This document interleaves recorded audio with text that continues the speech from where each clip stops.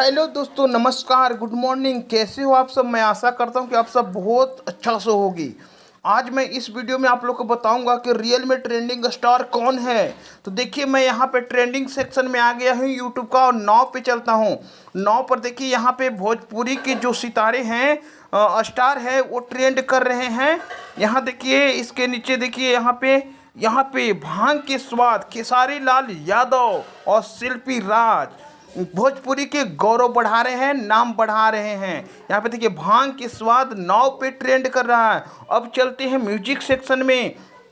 तो music section में यहाँ पे देखिए, मैं निकला गड्डी लेके, जो गदर 2 का गाना है, उसके नीचे जस्ट एक है जिंदा बंदा, यानी शाहरुख खान का। उसके नीचे देखिए, भांग के स्वाद म्यूजिक सेक्शन में भी ट्रेंड कर रहा है। इसके बाद देखिए, नीचे आते हैं, फूल बेत पत्ता भी ट्रेंड कर रहा है। इसके बाद नीचे और चलते हैं, हीरो का बम भी ट्रेंड कर रहा है। भाई, रियल में खेसारी लाल ट्रेंडिंग स्टार है और रहेंगे। तो कैसा लगा ये वीडियो, कमेंट बॉक्स में जरूर लिखिएगा और इस वीडियो को ज़्यादा से ज़्यादा शेयर कीजिएगा।